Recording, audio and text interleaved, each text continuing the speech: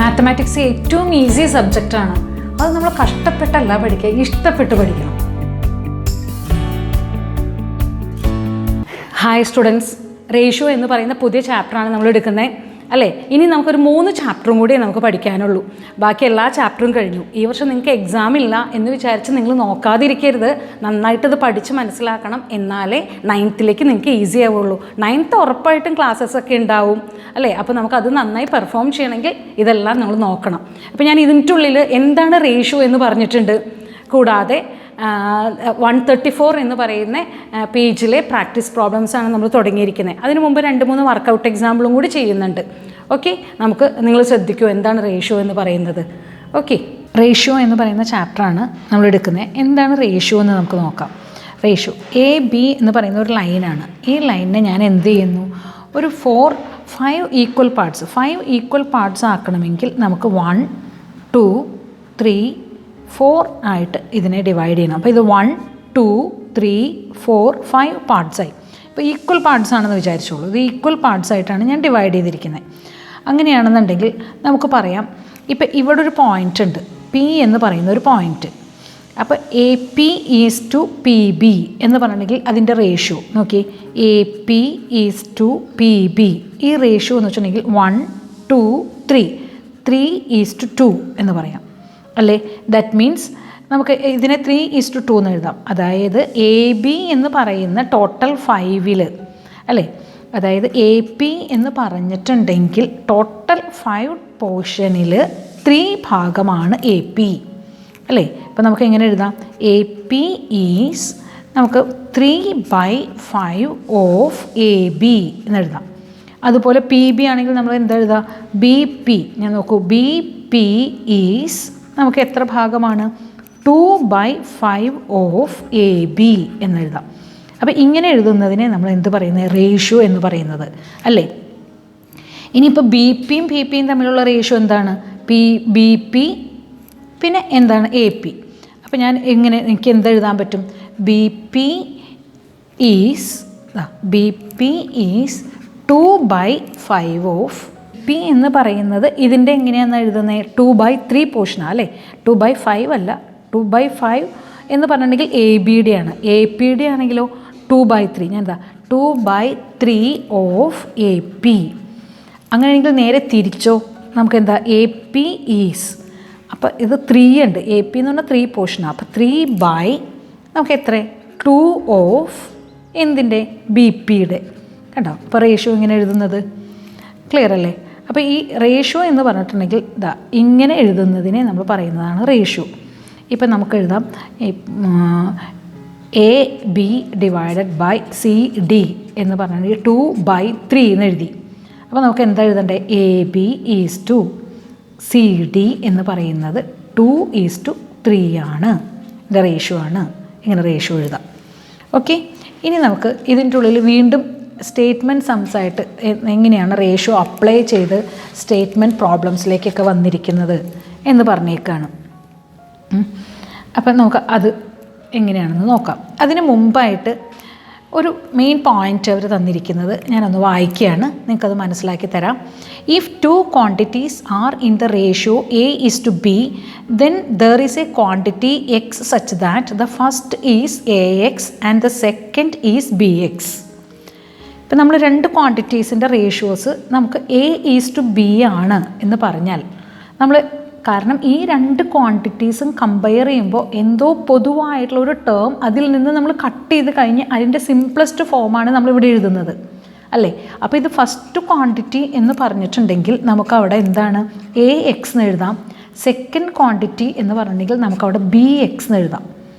Okay, അപ്പോൾ നമുക്കിനി ഇതിനെ ബേസ് ചെയ്തിട്ട് ഒരു വർക്കൗട്ട് എക്സാമ്പിൾ ഉണ്ട്. പേജ് നമ്പർ 132 ഒരു വർക്കൗട്ട് എക്സാമ്പിൾ ഉണ്ട്, അത് നമുക്കിനി ചെയ്യാം.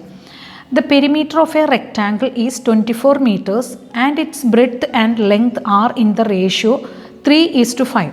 What is the breadth and length? ഇപ്പം നമ്മളോട് പറഞ്ഞേക്കാണ് ഒരു റെക്റ്റാങ്കിളിൻ്റെ പെരിമീറ്റർ എന്ന് പറയുന്നത് 24 ആണ്. അപ്പോൾ perimeter that is equal to 24 ആണ്. അതിൻ്റെ ബ്രെഡ്ത്തും ലെങ്ത്തും തമ്മിലുള്ള റേഷ്യോ എന്ന് പറയുന്നത് 3:5 ആണ്.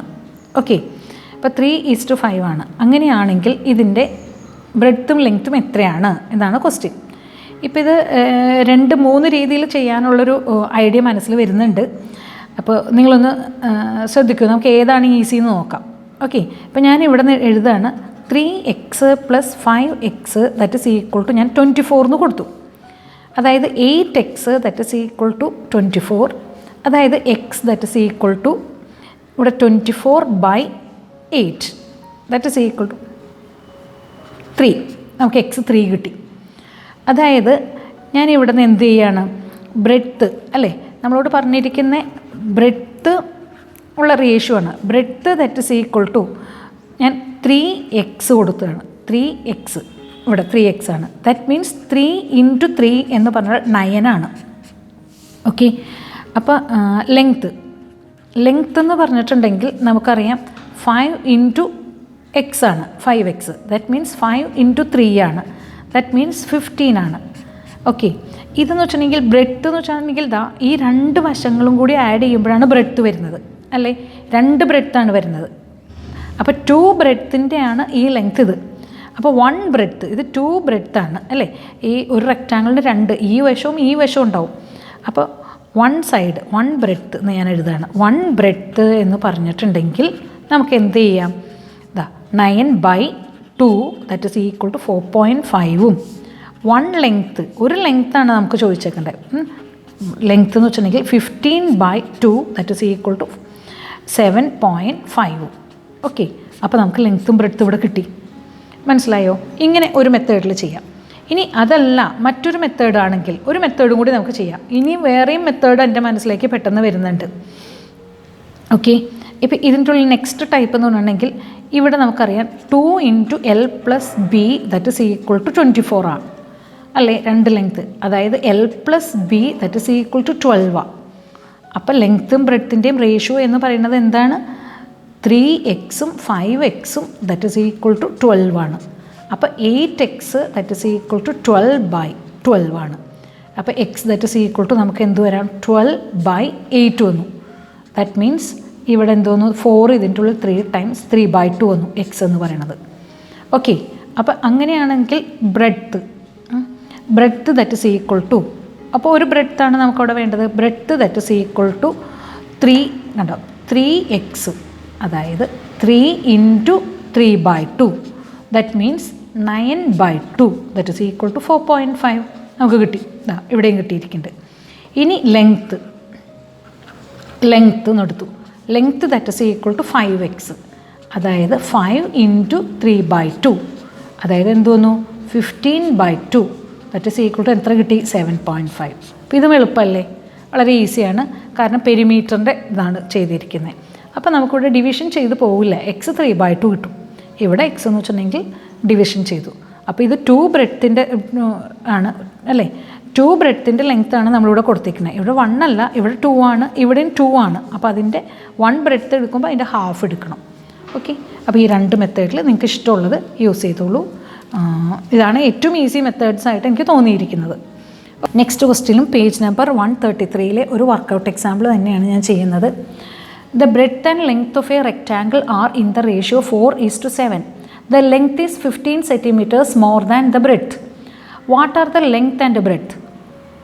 ഓക്കെ, ഇവിടെ എന്താ ചോദിച്ചിരിക്കുന്നത്, അതായത് റെക്റ്റാങ്കിളിൻ്റെ ക്വസ്റ്റ്യൻ തന്നെയാണ്. അപ്പോൾ അതാ ഞാനൊരു റെക്റ്റാങ്കിൾ വരച്ചേക്കാണ്. റെക്റ്റാങ്കിളിൻ്റെ ബ്രെഡ്ത്തും ലെങ്ത്തും തമ്മിലുള്ള ratio B/L that is equal to 4:7 ആണ്. The length is 15 centimetre more than its breadth. എന്നാൽ ഈ ലെങ്ത്ത് എന്ന് വെച്ചിട്ടുണ്ടെങ്കിൽ ഇതിനേക്കാളും 15 സെൻറ്റിമീറ്റർ മോർ ദാൻ ആണെന്ന് പറഞ്ഞിട്ടുണ്ട്. What are the length and breadth, എത്രയാണ് എന്ന് കറക്റ്റായിട്ട് അവർ തന്നിട്ടില്ല. ഇത് മോർ ദാൻ ആണെന്ന് പറഞ്ഞിട്ടുണ്ട്. ഓക്കെ, അപ്പോൾ ഞാനിവിടെ എഴുതുകയാണ്. ബ്രെഡ്ത്ത് എന്ന് പറഞ്ഞിട്ടുണ്ടെങ്കിൽ ഞാൻ എന്ത് ചെയ്യാം, 4x പിന്നെ ലെങ്ത്ത് എന്ന് പറഞ്ഞിട്ടുണ്ടെങ്കിൽ 7x ആണ്. ഇങ്ങനെ എടുത്തു. ഇനി ഇവർ തമ്മിൽ ഉള്ള ഡിഫറൻസ് അല്ലേ, 7x - 4x that is equal to 15 ആണെന്ന് തന്നിട്ടുണ്ട്. കാരണം ഈ ബ്രെഡ്ത്തിനേക്കാളും കൂടുതലാണ്, 15 സെൻറ്റിമീറ്റർ കൂടുതലാണ് ലെങ്ത്തിന്. അപ്പോൾ അതിൻ്റെ ഡിഫറൻസ് എടുത്തു. ദാറ്റ് മീൻസ് എനിക്ക് മനസ്സിലായി 3x that is equal to 15 അപ്പോൾ x that is equal to 15/3 that is equal to 5 കിട്ടി. ഓക്കെ, അപ്പോൾ എക്സ് 5 ആണ്. അങ്ങനെയാണെങ്കിൽ നമുക്ക് ഇവിടുന്ന് എന്ത് ചെയ്യാം, breadth that is equal to 4 × 5 that is equal to 20. ഇനി ലെങ്ത്തോ, length that is equal to 7 × 5 that is equal to 35. അപ്പോൾ രണ്ടും തമ്മിൽ 15 സെൻറ്റിമീറ്ററിൻ്റെ ഡിഫറൻസ് വന്നു. ഓക്കെ, അപ്പോൾ അത് കുറച്ചും കൂടി എളുപ്പമുള്ള ക്വസ്റ്റൻ ആയില്ലേ, മനസ്സിലായില്ലേ? ഈ ഡിഫറൻസാണ് ഇവിടെ തന്നിരിക്കുന്നത്. ഓക്കെ, ഇനി പേജ് നമ്പർ 134 ഒരു വർക്കൗട്ട് എക്സാമ്പിളും കൂടി ഉണ്ട്, അതും കൂടി നമുക്കൊന്ന് ചെയ്ത് നോക്കിയാലോ. The breadth and length of a rectangle are in the ratio 4:5 and its area is 320 square metres. What are the breadth and length? ഇപ്പോൾ ഇതേപോലെ തന്നെ ഈ റെക്റ്റാങ്കിളിൻ്റെ ബ്രെഡ്ത്തും ലെങ്ത്തും തമ്മിലുള്ള റേഷ്യോ എന്ന് പറയുന്നത് 4:5 ആണ്. അപ്പോൾ ഇത് 4:5 ആണ്. ഓക്കെ, 4:5. അപ്പോൾ breadth that is equal to 4x length that is equal to 5x ആണ്. ഓക്കെ, ഇനി നമ്മളോട് പറഞ്ഞേക്കാണ് ഇതിൻ്റെ ഏരിയ എന്ന് പറയുന്നത്. ഇപ്പോൾ റെക്റ്റാങ്കിളുടെ ഏരിയ കണ്ടുപിടിക്കാനുള്ള ഫോർമുല എന്താ? ലെങ്ത്ത് ഇൻറ്റു ബ്രെഡ്ത്താണ്. ലെങ്ത്ത് ഇൻറ്റു ബ്രെഡ്ത്ത് എന്ന് വെച്ചിട്ടുണ്ടെങ്കിൽ 5x × 4x that is equal to area തന്നിട്ടുണ്ട് അവർ 320 സ്ക്വയർ മീറ്റേഴ്സ് അല്ലെങ്കിൽ സ്ക്വയർ മീറ്റേഴ്സ് തന്നിട്ടുണ്ട്. അപ്പോൾ നമുക്ക് ഇവിടെ നിന്ന് എന്ത് ചെയ്യുന്നു, 4 × 5 20x² that is equal to 320. അപ്പോൾ x² that is equal to നമുക്ക് എന്ത് ചെയ്യാം, 320 / 20. അപ്പോൾ ഇതും കട്ട് ചെയ്ത് പോയി അല്ലേ. അപ്പോൾ x² that is equal to 16 വന്നു, കാരണം ഇതും കട്ട് ചെയ്തു. അപ്പോൾ ഇവിടെ 16 വരും. അപ്പോൾ x equal to √16 that is equal to നമുക്ക് എത്ര കിട്ടി, 4 കിട്ടി. അപ്പോൾ x 4 ആണെന്നുണ്ടെങ്കിൽ breadth that is equal to 4 × 4 16ഉം ലെങ്ത്ത് എന്ന് വെച്ചിട്ടുണ്ടെങ്കിൽ 5 × 4 20ഉം കിട്ടി നമുക്ക്. മനസ്സിലായില്ലേ ആൻസർ? അപ്പോൾ പേജ് നമ്പർ 134 ഒരു വർക്കൗട്ട് എക്സാമ്പിളാണ് ഇത്. പേജ് നമ്പർ 134 പ്രാക്ടീസ് പ്രോബ്ലംസിലേക്ക് നോക്കാം. In A regular polygon the ratio of the inner and outer angle is 7:2. What is each angle? How many sides does the polygon have? ഒരു regular പോളിഗണാണ്. Regular polygon എന്ന് പറഞ്ഞിട്ടുണ്ടെങ്കിൽ എന്താ, അപ്പോൾ ഇത് ഈക്വലായിട്ട് ട്രയാങ്കിളാണ്. ഇത് റെഗുലർ പോളിഗണാണ്. കാരണം എന്താ, എല്ലാ ആംഗിൾസും ഈക്വലാണ്, ഔട്ട്സൈഡിലുള്ള എല്ലാ ആംഗിൾസും ഈക്വലാണ്. ഇങ്ങനെയുള്ള പോളിഗണിനാണ് നമ്മൾ എന്ത് പേര് പറയുക, റെഗുലർ പോളിഗൺ. ഇനി സ്ക്വയർ കണ്ടോ, 4 സൈഡും ഈക്വൽ, അത് റെഗുലർ പോളിഗണാണ്. ഈ റെഗുലർ പോളിഗണിൻ്റെ ഇന്നർ ആംഗിളും ഔട്ടർ ആംഗിളും തമ്മിലുള്ള റേഷ്യോ 7:2 ആണ്. ഓക്കെ, അപ്പോൾ ഏത് ആംഗിളാണ്? ഇന്നർ ആംഗിളും ഔട്ടർ ആംഗിളും തമ്മിലുള്ള റേഷ്യോ. അപ്പോൾ ഞാൻ ഇവിടുന്ന് എഴുതുകയാണ് inner angle that is equal to 7x, outer angle that is equal to 2x. അപ്പം ഇനി നമ്മൾ എങ്ങനെയാണ് നോക്കുക, ഈ ഇന്നർ ആംഗിളും ഔട്ടർ ആംഗിളും കൂടി ആഡ് ചെയ്താൽ, ഇവർ തമ്മിലുള്ള റേഷ്യോ അല്ലേ, ആഡ് ചെയ്താൽ എപ്പോഴും 180 കിട്ടുക. അപ്പോൾ 7x + 2x that is equal to 180. അപ്പം 9x that is equal to 180 കിട്ടി. അപ്പോൾ x that is equal to 180 / 9. അപ്പോൾ നമുക്ക് ഇവിടെ നിന്ന് എത്രയാണ് കിട്ടുന്നത്, 20 ആണ് നമുക്ക് കിട്ടുന്നത് x. അപ്പോൾ ഇന്നർ ആംഗിൾ എത്രയാണ്? അപ്പോൾ ഒരു inner angle one inner angle that is equal to 7 × 20 that means 140 ആണ് നമുക്ക് കിട്ടിയിരിക്കുന്നത്. 1 ഔട്ടർ ആംഗിൾ ആണെങ്കിലോ, 1 ഔട്ടർ ആംഗിൾ എന്ന് പറഞ്ഞിട്ടുണ്ടെങ്കിൽ 2 × 20 ദറ്റ് ഇസ് ഈക്വൽ ടു 40 കിട്ടി. ഇനി നമ്മളോടുള്ള ക്വസ്റ്റ്യൻ എന്താണ്, അങ്ങനെയാണെങ്കിൽ ഈ പോളിഗണിന് എത്ര സൈഡ്സ് ഉണ്ട്?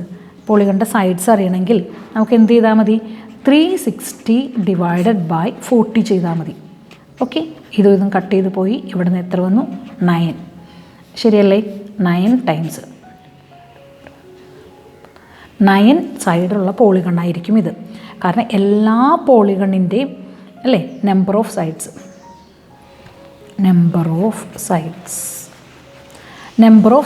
Equal to 360 / 40 that is equal to 9. നമ്മൾ എന്തുകൊണ്ടാണ് 360 / 40 ചെയ്തേ? ഏതൊരു പോളിഗണിൻ്റെയും ഔട്ടർ ആംഗിളിൻ്റെ സം എപ്പോഴും 360 ആയിരിക്കും. ഔട്ടർ ആംഗിളിൻ്റെ സം എന്തായിരിക്കും?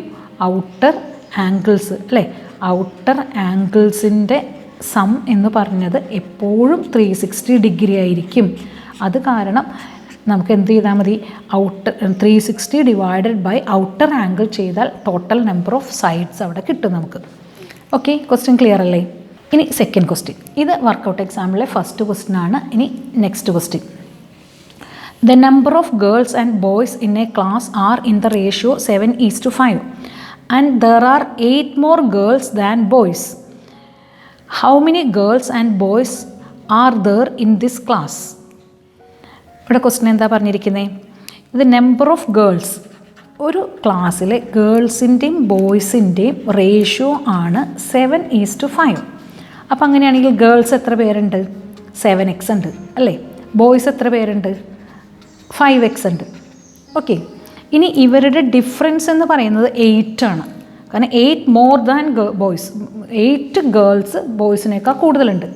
That means 7x minus 5x that is equal to 8. അപ്പോൾ നമുക്ക് ഇവിടുന്ന് എത്രയാണ് വന്നിരിക്കുന്നത്? 2x that is equal to 8. അപ്പോൾ x that is equal to 4 വന്നു. അപ്പോൾ നമ്പർ ഓഫ് ഗേൾസ് എത്രയാണ്? അപ്പോൾ number of girls that is equal to 7x അല്ലേ? അപ്പോൾ 7 × 4 ദാറ്റ് മീൻസ് എത്രയാണ്? 28 ഗേൾസാണ് ഉണ്ടായിരുന്നത്. ഇനി നമ്പർ ഓഫ് ബോയ്സോ? നമ്പർ ഓഫ് ബോയ്സ് എന്ന് പറഞ്ഞിട്ടുണ്ടെങ്കിൽ എത്രയാണ്? 5x ആണുള്ളത്. അപ്പോൾ ഇവിടെ നിന്ന് എത്ര വന്നു? 5 × 4 ദാറ്റ് മീൻസ് 20. അപ്പോൾ നമുക്ക് ക്ലാസ്സിൽ എത്ര പേരുണ്ടായിരുന്നു? 48. 28ഉം 20യും കൂടി 48 സ്റ്റുഡൻസ് ആണ് ഉണ്ടായിരുന്നത്. ബോയ്സ് എന്ന് പറഞ്ഞാൽ 20, ഗേൾസ് എന്ന് പറഞ്ഞാൽ 28. ക്ലിയർ അല്ലേ? ഓക്കെ, ഇപ്പോൾ നിങ്ങൾക്ക് റേഷ്യോ എന്താണെന്ന് മനസ്സിലായി അല്ലേ? എപ്പോഴും റേഷ്യോസ് എഴുതുമ്പോൾ നമ്മൾ എന്താ ചെയ്യുക? സിംപ്ലസ്റ്റ് ഫോമാണ് എഴുതുക അല്ലേ? അപ്പോൾ ഏതെങ്കിലും ഒരു കോമൺ ഫാക്ടർ കട്ട് ചെയ്ത് പോകും. ആ കട്ട് ചെയ്ത് പോകുന്ന കോമൺ ഫാക്ടറിനെയാണ് നമ്മളിവിടെ എക്സ് എന്ന് എടുത്തിട്ട് ഞാൻ പ്രോബ്ലംസ് ചെയ്തിരിക്കുന്നത്. അപ്പോൾ എക്സ് ആണ് കട്ട് ചെയ്ത് പോകുന്നത്. അപ്പോൾ 10/40 എന്ന് പറഞ്ഞിട്ടുണ്ടെങ്കിൽ നമ്മൾ കട്ട് ചെയ്ത് പോയി എന്താ എഴുതുന്നത്? 0 2/4 എന്ന് എഴുതും. 2വിനെ വീണ്ടും കട്ട് ചെയ്യും 1/2 എന്ന് എഴുതും അല്ലേ? അപ്പോൾ റേഷ്യോ എന്താ അവിടെ? 1:2 ആ.